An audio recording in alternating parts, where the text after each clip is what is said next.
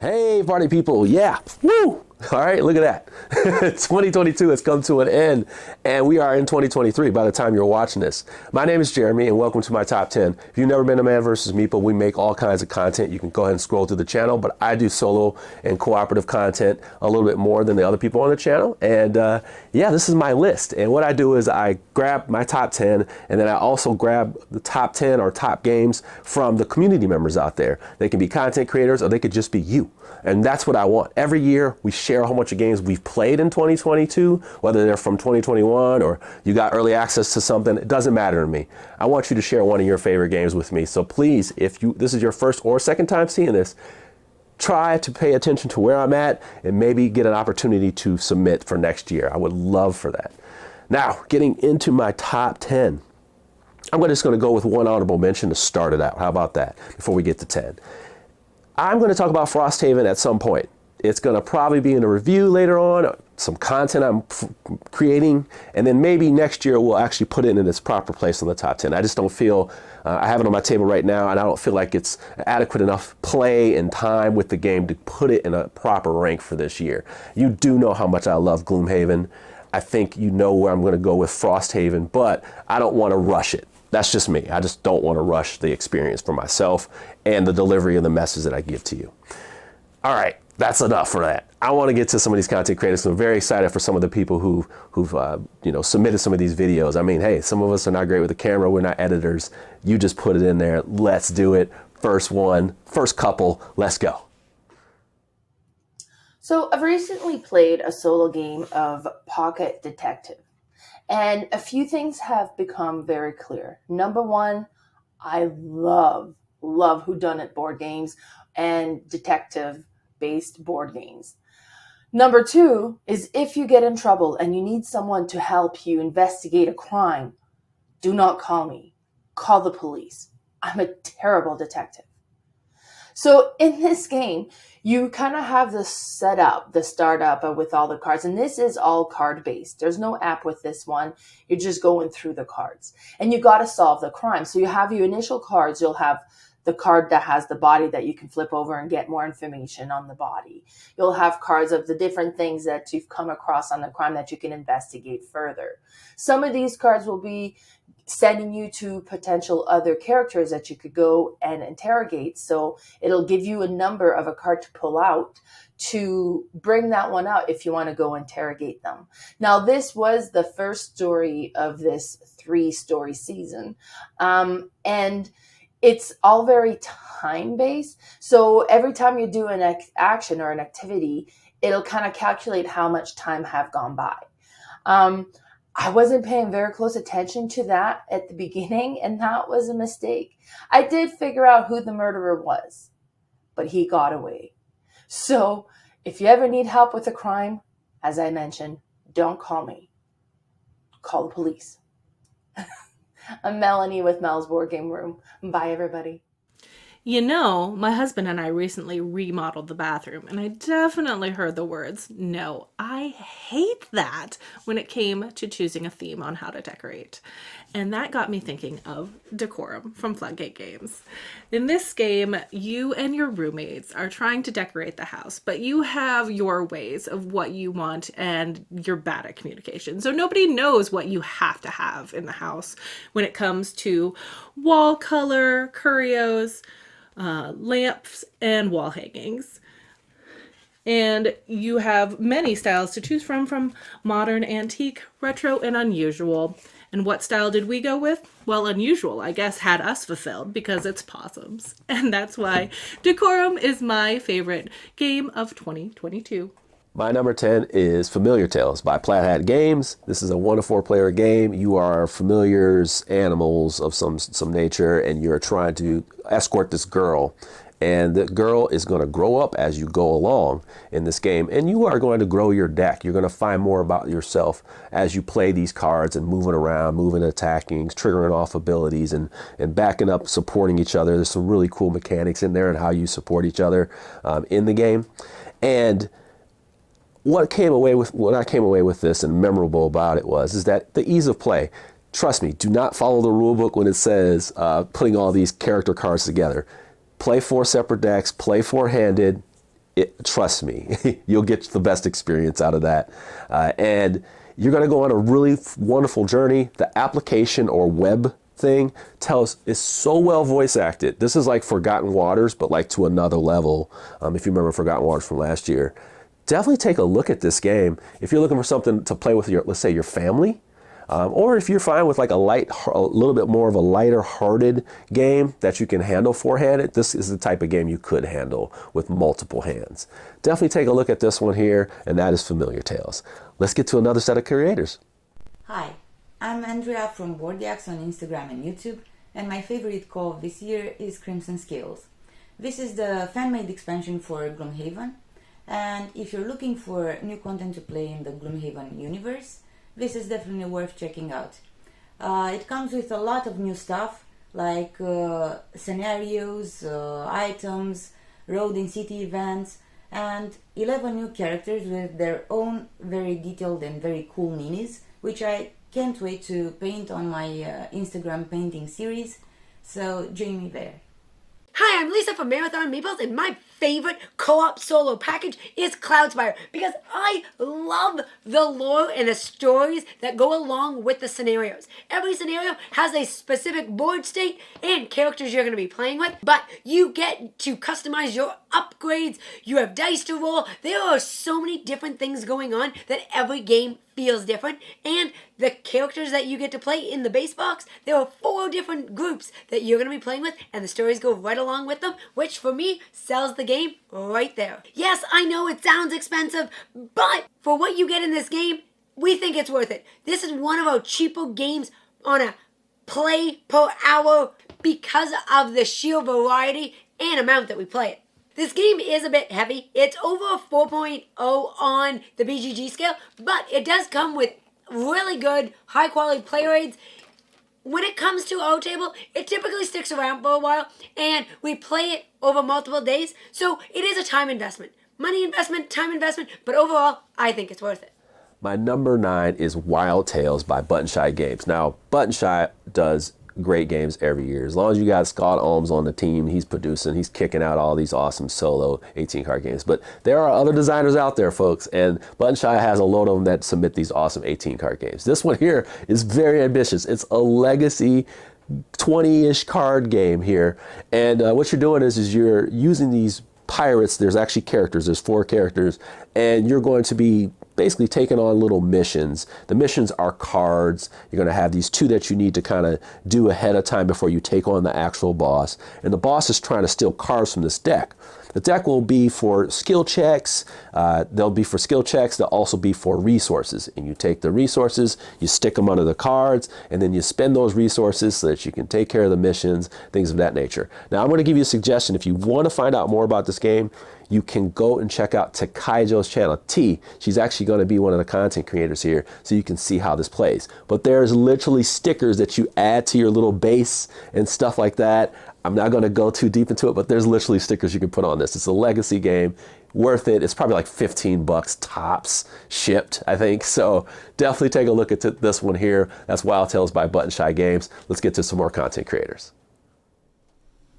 Hi, I'm Chelsea, and I would like to share with you my favorite co-op game of this year, which was Terraforming Mars Ares Expedition. This is actually a competitive game, but there's a 2-player co-op option, and that's actually the only one I've played because we like it a lot. I was a little worried as a big fan of the original that this would be like a pocket version, but it's not. The only thing that's really reduced is the game board. Everything else is full size. You got your player boards, dual layer, which is really nice. Tons of cards with the same really pretty art that you come to expect. And the biggest difference, I would say, is just the time investment. It's about an hour instead of the 2-hour plus that the original game has, so that's a nice feature. And the way they kind of tighten it is there's a limit of 15 turns total, and you can't do all the actions you can think of on each turn. You have to pick from these phase cards, 1 card each, and then you play your turn simultaneously. So they really cut down the boredom factor on that. But there's still a lot of player interaction. You're not just creating your own little engine by yourself. There's a lot of noticing where you are on the 3 tracks, which are the same as the original. So it's nice to kind of feel like it's tight, and you really have to fine-tune your actions to get what you need to get done. I don't love the unreliability of keeping track of turns. I kind of feel like I've accidentally given us an extra one. Also, I do really miss the milestones and awards of the original game, but I see where they took it out for this game, so it's fine. Otherwise, I really love this co-op game. If you're interested in co-ops, or you know someone who will only play this game with you if it's a co-op, this is a really great option. Thanks! Hi, I'm Lola with Inspired to Game. Today I am talking about A Gentle Rain. This has been my favorite solo experience of the year. And I say experience because that's exactly how it plays. A Gentle Rain is a meditative Zen-like experience in a 5 to 10, 15-minute game. It's quick, easy to play. It's compact, so you can bring it with you anywhere. What I like to do is put on some nice, relaxing music and use it as a chance to be mindful, to have a meditative experience. So playing it is joyful, and it's actually an experience in self-care. It's definitely my favorite quick little solo game of the year, because honestly, to play a solo game, I don't get much time more for something like this. Thanks very much. Number 8 is a game that I haven't talked about enough because I love dark, like the dark world, deep back alleys, fantasy, dark grim horror. I mean, Folklore is one of my favorite games of all time. Well, this game is not that, but it's definitely in the dark, kind of like a dark investigator type thing here, and that is Mortem Medieval Detective. This game by Arcane Wonders, they brought it over. I think it's by Jet Studio, whatever. Doesn't matter. It's here now. You definitely want to check this game out. If you like this dark, immersive, thematic type game, you like to solve mysteries and clues, basically what you're going to be doing is you're going and you're going to take 3 characters. They all have their own different set of skills. They're very abstracted characters, but what you're really doing is you're going through this big deck of cards. And the deck of cards will actually change. You'll be making choices based on what's on the cards, and you'll be spending time. And you don't want to run out of time in the day to finish your activities. Otherwise, you have to rest and things will happen. Now, even while you're resting, you got to watch your butt. But anyway, you're going to be out here trying to solve this investigation in a certain amount of time, but you're also going to be laying out the landscape in cards, and it makes these beautiful maps. The game is very, very adult themed. This is not cute kitty cutter stuff at all. Things are nasty. People are doing terrible things. If that's for you, if you like mature stuff, and it's not like gross or anything, it's just mature stuff, this is probably a game you want to check out. 6 to 8 hours, I would say, maybe 10 hours tops of content. And then they even have a Sherlock Holmes one that I have not touched yet. I believe it's Sherlock Holmes. I haven't touched that one yet, but I'm definitely looking forward to getting it to my table. I did not talk about this game enough. Definitely should check it out. I believe it's from 2021, but we got it here in 2022. That is Mortem Medieval Detective by Arcane Wonders. Hi everyone, my name's Caitlin and this is Lando, and we're here to tell you some of our favorite games from this past year. Lando really had a hard time picking his favorite solo game. Dog Park was one of the options that he has, but as you can see, he's not the biggest fan of some dogs, even though they are super, super adorable. But our favorite co-op game of this past year, naturally, for Lando and I, was Star Wars: The Clone Wars. Such a great game that really takes the pandemic system, changes up in a different way to really give a lot of replayability. So especially for you Star Wars fans like my family and who just really love working together in co-op games, definitely recommend this game for you if you haven't checked it out. Happy holidays, everyone. Hi, I'm Amanda Panda, and I love animal-themed games and games with really adorable art, and I have a solo/co-op game that fits both criteria. It is Cat Rescue from Sunrise Tornado and Tate Wu. Now, this is the original edition. The new edition is a square box. But in this game, you're going to be rescuing cats. You're going to be moving them around in the shelter until you get 3 or more in a row, and then you can adopt them out. Sometimes you do have to rescue cats off the street and foster them for a little while in your home before you can put them into the shelter to get adopted out. It's a really adorable card game, plays really fast, from 1 to 4 players. Go check it out at your friendly local game store. Hi everybody, I'm Starla from Our Family Plays Games. And at first I want to start off by saying thank you to Jeremy Howard for inviting me to participate in his Game of the Year for 2022 video. Now, he asked me to talk about solo games or either co-op games, and if you guys know anything about me and my preferences, you know I don't do either. But I did find a co-op game, or should I say it found me, that I actually like. Now, when we went to Dice Tower West this past year in 2022, I was introduced to Decorum by Floodgate Games. Now, Decorum is a fun game. It is a hidden information game where you and your co-players have the same objective. You're going to decorate a house, but each of you have your own objectives because you're going to decorate different rooms. It's an interesting game. I know it's co-op, but it's also like a puzzle, because you've got to try to put these pieces together where they work for everybody. And that's where the cooperation comes in. Now, I like Decorum because I kind of like having my own set of objectives that I have to meet. And then when I have to work with everybody else to meet their objectives, that's where I have issues. But in Decorum, it makes it fun. I am head over heels with this game. If you're somebody who's not really into co-op, this is the game you want to try. Decorum, a lot of fun by Floodgate Games. So check it out, and I hope you guys enjoy all the games in this video and have a great year. So for my number 7, apparently I like to solve mysteries in folklore and dark horror places. I don't know what it is right now, but I'm on that kick right now. If you want to check out something that's really different, very interesting, it is called Light in the Mist. What this game does, and it's by Post Curious Games, really low-key, very good publisher here, if you like to solve things. This one takes place, and it's, like I said, it's kind of abstract. You're gonna have these gigantic deck of tarot cards. You are kids that are like, they're going to like this kind of witch house or whatever, and you're looking for your friend. Basically, you're looking for your friend. They left you this deck of tarot cards. And what you're doing is taking those tarot cards, and they're visual puzzles that you're going to be kind of putting together in certain ways to get letters and words to decode where they are or tell a story. I can't give you much more than that, but what I'll tell you is there's one card that's the puzzle, and you're trying to figure it out, and then you have to take a set of cards, think of a deck of 52 cards of tarot cards, and align them in certain ways and use them to help solve the puzzle. It is a very, very unique game, but it's for people who sort of like, I don't know, like who like escape room games. It's not an escape room game at all,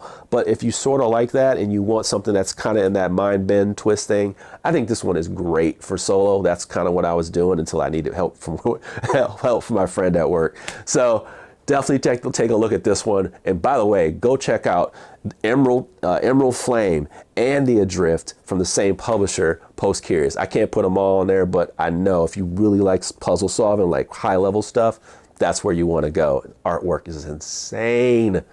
All right, let's keep going. Hey everyone, I'm Allison from Play the Game HQ. Now, Castle Panic, this one did not come out this year, and this is the game that got us in the hobby. This year though, we've got the second edition. New art, same amazing cooperative gameplay where you are together trying to stop the horde of monsters from destroying Castle Bravehold. But also what they've added is the Crowns and Quest expansion, which just adds more goals, all different things that just add to the game. Now, we love the base game. We'll play the base game anytime. But the Crowns and Quest just adds a little bit of fun, and it is really, I don't think we've actually ever won. We've only played it a few times with the Crowns and Quest, but it's just an amazing, tense gameplay that we play as a family, play as a couple. I've yet to play it as a solo. I need to do that. But so yeah, Castle Panic is my vote for, I had to pick from a lot of great games, but this is the highlight this year.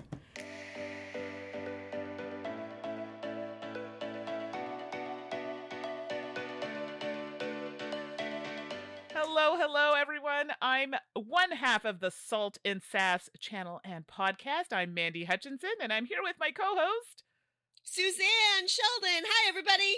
Hello. Thanks to Jeremy for inviting us to talk about our favorite solo game of 2022. So, Suzanne, what did we decide on this year? I mean, it's so exciting. It's such a great time, as this video shows, for solo games. But for me, a pretty clear standout, Spires and Hildegard. Yes. It was so good, and I'm not even a solo gamer. I know. What is she doing on here talking about solo games? Well, I played this solo, and I liked it. I think you protest a little bit too much. So I this is know. published by Favreau Ventures, and it's designed by Greg Favreau, and features just stunning illustrations by Diego Frias. Yeah, so good. And this is like an epic adventure, choose your own adventure with interesting dice combat and dice choice as you go along, as you play Hildegard going on a journey. And hey, are you going to go over that bridge, or are you going to try to get that boat to cross the river? And what will that do from there, depending on your choice? I've played through the first chapters a few times, and I'm not sure how many endings, but I know there's a lot because I played it a few times and I'm still seeing tons of new stuff. It's just engaging, gorgeous, interesting, and fun. Yeah, and I love the fact that it's solo. You can play with 2 players, but the solo experience is really nice. Coming from someone who is not a solo player, I see those eyes, Suzanne. And I enjoyed it because I really like that narrative element. Anything that's choose your own adventure, using those dice, I'm here for it. I even got the mat, everybody. I'm not even a mat person, and I got the mat. So Spires and Hildegard for me was chef's kiss. Very much enjoyed it. So we hope you all try it and enjoy it as well. So thanks everybody, and let you get back to your list of more solo games. If you want to check out more games from us, you can check us out on Salt and Sass on YouTube and Twitch, or check out our podcast on your favorite listening platform. Thanks so much, everybody. Bye. Bye. All right. So next one up is a game that I played in prototype form, sang through the roof about it, and then finally here we are with the game. Now I've only played this game mostly solo, and that is Encyclopedia by Holy Grail Games. This game is absolutely awesome. It's a pleasing game for me. That's why it's on my list. It's so pleasing. I like games that make quick, pleasing turns, especially for Euros. Even if they are medium or heavier weight, I still like to have my moments, and this game gives you a lot of moments because it's going to give you an opportunity to get off, many, many ways of scoring at the end of the game. You're going to 200 points, 150, 200 points. That stuff feels good. But what are you doing in this game? You are basically researching animals. You're getting these animals. You're trying to collect traits. Basically, you're researching, collecting traits, and then what will happen is these will eventually score based on what you kind of accumulate the most of and what categories they fall in at the end of the game. It's based on region, things of that nature, but you're basically taking dice and you're using those dice to activate different spots. You can even take a die from your opponent as well, and that's simulated really well. The gameplay is simulated really well in the solo experience. What I will tell you is that there's different difficulty levels, which makes this interesting. So there's 3 different levels, and then there's also 3 different kind of like motivations, so they kind of work a little different, and that's what makes the game really fun. It makes the puzzle kind of keep on giving. And what I hope is that whether the community does it or they do it, they continue to support this, or there'll be an expansion in the future where that can be added. I didn't even add the box expansion that they had to. Maybe it does have some more content for that part. You can even throw in some more stuff, but there's definitely enough in that box to give you, enough, right? For me at least. So Encyclopedia, take a look at that one. Came out really close to the end of the year. You might be able to buy it right now when you're watching this because sometimes these get real close to the end of the year. But that's Encyclopedia. All right, let's keep going. Hello everyone, I am Sunava from Board Gaming Ramblings, and my favorite co-op game from 2022 is ISS Vanguard. This game is set in the outer space, and in addition to managing your crew and overseeing these projects on the ISS Vanguard, you're also traveling through and exploring space and doing missions on planets. These planets are dangerous, so you have to work together. You're rolling dice, you're playing cards, and you're trying to explore the locations, taking samples, moving as safely around as possible, taking some risks, and trying not to die. It's very, very difficult, but it's so fun. If you want to see more videos about fun games like this, check out our YouTube channel with me and my husband Johanna's Board Gaming Ramblings. Thank you so much for inviting me to be part of this video. Now my pick for my favorite solo play is Three Sisters. So Three Sisters is actually a roll and write. Here you're up against Farmer Edith, where in the solo mode you're up against Farmer Edith, and I don't know, that heifer has it out for you. Farmer Edith, she likes to come over here, destroy your crops while you're sleeping. She likes to go and like destroy things in the market, you had your eye on those nice little mason jars. Guess what? Farmer Edith came and like smashed them. But besides that, one of my favorite things about it is that once you kind of get your garden going a little bit more, all the combos that you're able to do. If you have ADDs, it's gonna be like the worst thing in the world. When you start comboing things out and like it triggers here, you're like, oh my god, and you're really just trying to beat Farmer Edith because she's out to get you. All right, guys, my name is Stephanie. Thank you again so much for having me on here. You can catch me on my YouTube channel, All About the Popcorn. I mainly do talk about movies over there, but in 2023, I do plan on incorporating just a little bit of game board content. So if you are interested, consider checking me out over there. Okay, we got issues here. All right, let me just, first of all, the title is Heat. Okay, this game came way out of nowhere. You saw it on my top 10. Okay, it's the only game that came over from my top 10 to here. It belongs on both lists because this game, it eliminates its predecessor. Like, so Flamme Rouge is a great race game. Now, it has different mechanics. It has some things that feel familiar, but this game has pretty much everything Flamme Rouge has in one box already. So it's already in the base game. And it's also just a more free-flowing, better, fun game to play. Now, what you're doing is you're taking on the roles of these racers and you're moving around. You can have a championship campaignish kind of thing if you want, but it's simulated really well through these Legends cards that make movement so fast that you can even incorporate this into your base game. But when you're doing a solo, you can add as many cards as you want that they have in the game. I think it's up to 6 or 7. So you can just go at it and you can fight amongst the cars. You can add in conditions. You can customize your car. There's just so much that can go on in this game. I'm looking at it right now and I'm like, I want to play you right now, bruh. Like, that's how good it is. And it's so quick. And once you get your friends involved, you can even make it like you can be on a team together and you're racing against them. You can do whatever you want. I mean, I expect great things from this game moving forward. That's how I feel about this game. I expect great things, not just this year, moving forward. And I will be there for that journey. This is a very good game. Heat. Hey everybody, Tia here. My favorite solo board game of 2022 is Shades of Ink from designer Jay Eats and published by Button Shy Games. In Shades of Ink, you're going to be playing as a character who is going through and collecting data on these mysterious shades. You'll be leveling up abilities in order to destroy and capture them, which will ultimately reveal their true form for the final encounter. I love the multi-usability of the cards. Not only do they provide an interesting puzzle mechanically, but they also come together to orchestrate some beautiful prompts that really guide you along the journey without being too heavy-handed. Now, I'm not typically drawn towards RPGs, but I have to say that Shades of Ink is one of the most innovative, inspiring, and definitely immersive games I've had the pleasure of playing this year. If you're interested in seeing more, I do have a full solo party video over on my channel that you can check out sometime later, but I want to say a huge thank you for having me here today. Happy New Year and happy gaming, everybody. Bye. I am a simple man when it comes to big box games. I just want to chuck dice sometimes and not think. I play heavy games. I play, medium games. It takes so long, my brain hurts. I just want to chuck dice, okay? And that is what Massive Darkness does so well. I get to chuck a bunch of dice. They get to chuck a bunch of dice. Let's roll it out and fight. But here's the deal with Massive Darkness 2. It was on it wasn't on my list for our top 10 because I wanted to give it its proper flowers on this one. What this game does is it does a little bit of Cthulhu Death May Die and also some Zombicide and staples it together. And the big one is that the level progression is so fast. You get to be awesome, your most awesome very quickly in this game. And also every character is its own mini game. So every character has one is a pressure luck with the deck. Another one has where you got like a rage meter. Another one has where it's like a wizard where you turn like a dial and do specific actions to match that. There's all these different things that are going on in the game that I feel just make it more action, like an action game.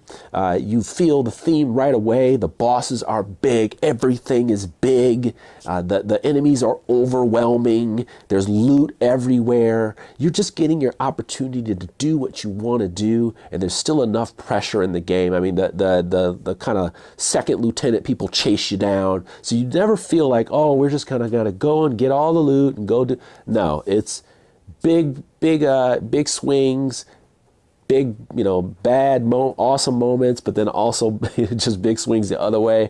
I love that, and I just love that the boss battles are just these big deals. And you can play this as one-shots, and you can play this as campaigns, and it's sold that way. You actually have to buy another box to do a campaign. You can just straight up play a one episode, just like Cthulhu Death May Die, and you'd be good to go. This fantastic game. It deserves all the flowers. Totally surprised me. Definitely give this one a look. Massive Darkness 2. All right, folks, we're getting close to the end, but we still got some people to show you some games. Let's get to it. Hello, Maggie here, the themer half of our YouTube channel, Thinker Themer, and I want to share with you one of my favorite solo experiences of 2022, and that is the game Woodcraft. Woodcraft is this super deceptively crunchy game where you are a very Euro style. You're a master woodcrafter, sewing dice and gluing them together, not literally, but essentially breaking them up into what makes up their pip value to create all these different lengths and types of wood to make these beautiful wood master creations. Now, the solo mode in it, I absolutely adore. It's my favorite type of solo mode because it's super simple. It's really a beat your own score, and that is fine enough with me because this game has enough decisions as it is that I always really struggle if it's a really complicated AI and I have to facilitate too many things. This is beautifully simple. One deck, you just reveal that the next card, and it just tells you what part of the wonderful central wheel, what action slice are you going to move along. So it just beautifully moves the game along, and all you really have to worry about is optimizing and cracking that core puzzle of how do you get the best, absolute best score. Highly, highly recommended. It's a bit of a medium to heavyweight game, so be prepared, but it actually made me a better gamer when I finally was able to win against Amy, the thinker of the house. Thank you for having me. See you later. Top three. The third, and this is tough. This top three were tough, but it sorted itself out. One of them I reviewed on the channel, right away. It is Burn Cycle. Burn Cycle is a fantastic game. It is belongs amongst the elites because it is, to this point, the best stealth board game I've played. Now, I don't know what that's up against, but this is going to set the bar for stealth board games. And I said that in the review, and I believe Mike from One Stop Co-op Shop said it as well, so take that as you will. But this game, you are basically robots using this burn cycle to help you program how you're going to be moving throughout, whether you can attack, attacking movement, all different types of things that you're doing, but you're also going to be on a server where you're moving your little pip around, which represents you as well. You have these different bots that will create different disruptions to your program, but you're also stealthily trying to move through these rooms and activate certain things and orders, but ultimately trying to get you and your command robots to safety so you can get out of there. Now, this game has a lot of upkeep to do. You got to know a lot of rules. I'm not going to lie to you, it's just a very heavy experience. 3-4 hours, probably your first time playing it, and then I would suggest keeping that lower player count. I particularly didn't play with anybody else but myself. That's why I think this game makes such a big impact on me. Definitely check it out. It is a premium product. As a matter of fact, I should say these top three are premium products. So don't let that force you to buy anything, but this is definitely one to take a look at, and that is Burn Cycle by Chip Theory Games. Top two. Now, I think these two are going to be two new entries in my top 50. Okay, I think these two are going to be two new ones here because they deserve to be amongst the greats. And this first one here, right after this one, just lets you know how good of a year it was for this publisher, and that's Chip Theory's Games, Hoplomachus Victorum, which it is like the ultimate solo adventure. This game is the ultimate solo experience because it is made for one player. They said, hey, let's make a big box game for just one player and go all in on it. And that's what this game does very well. They knocked it out the park with this one. Now, if you played Haklamakhtis, you know it's like a tactics type game. You got these chips, you got different warriors from different places, and you are placing on there and you're moving them around and attacking and triggering abilities. Well, take that and make it into an epic adventure where you're going to be playing different games on different mats and have different opportunities to play with those environments and also fight different people from the region. And you can play games, you can play battles to the death, you can do all kinds of stuff. But the variability of not only that, but then the bosses and the people that you're fighting along the way, but they're also becoming your clique. So you can build up your clique, and you're also getting new abilities, the different characters. This is in any year would be #1 game for me. But the next game above it is just such an epic game. But this game is definitely like a #1 on its own. It could be #1A, but we don't do that. We don't play softball. It's either 1 or 2. It's number 2. It's definitely a great game and a sign of Chip Theory's having another great year. I know they have the other Haklamakhtis. I just did not squeeze it in here. I think these two games, they stand on their own, as Haklamakhtis Victorum needs to stand on its own. Folks, Chip Theory had another great year. You know I love them. They're one of my favorite publishers, so there you go. Haklamakhtis Victorum. Hi everyone, my name is Monique, and I'm from a YouTube channel called Before You Play, and my favorite solo game of the year is a game called Rove, Results-Oriented Versatile Explorer. This is a game designed by Dustin Dobson and Milan Zivkovic and published by Buttonshy Games, who publishes a lot of these small wallet-type games. And in this game, you are doing exactly that. You are a rover on a planet, and you're trying to explore and complete 7 missions. And the way that you go about doing that is by moving these cards, these module cards in different formations to complete the missions. It plays in about 15 minutes, unless you're like me and you have analysis paralysis when you're trying to complete these missions. And it's really adorable, but also just very thinky and puzzly, and I can't get enough of it. And it's so small and easy to carry around. So that is my favorite solo game of the year. I'm really looking forward to trying out more in the coming year. And thank you so much for having me. Bye. All right, folks. What if I told you a publisher, first-time publisher said, hey, I'm going to go big or go home. We're just going to fail. We're either going to go big or we're going to fail. And they hit a home run. BGG has responded. I am responding. Everybody in the community seems to be in love with this game. It's absolutely insane. The ratings don't lie. I don't care what you believe in with the ratings. It stands up. And that is Oathsworn. Oathsworn is by far the best game I played this year. It is. It's got everything I want. Now, this game you're playing as 4 characters. By the way, you can play as a reduced version of your one of the 4 characters if you want to play solo, which is awesome. But you're going to be doing these kind of like going off into these this story, very highly thematic, well narrated story, and you can do a short version where you don't do that at all, not use the app. But you're going to be going through there, and then you're eventually going to fight off against these bosses in this big KDM style big boss battle. It is ridiculous. It's a ridiculous product. It has so much plastic in it, and when you open the box, you're like, holy crap, this thing, how am I going to beat this thing? But you have interesting things on your side. So you have these 12 different characters with their own different types of their different decks, but then you also have the ability to chuck dice or play cards or a combination of both to do your skill checks. You have, like I said, a very easy system for the other characters you don't control. So we play two player and we control 2 characters, one regular character and one reduced action character that does things very easily. Makes it easier for solo if you want to play 2 characters on your own and whatnot. I did both. I played solo and 2 player, so I understand how they both work. Fantastic. The card mechanic system where you play, you put the card there, and if it matches, you move it to the other spot. It's called, I think it's called Battle Flow. Absolutely smart.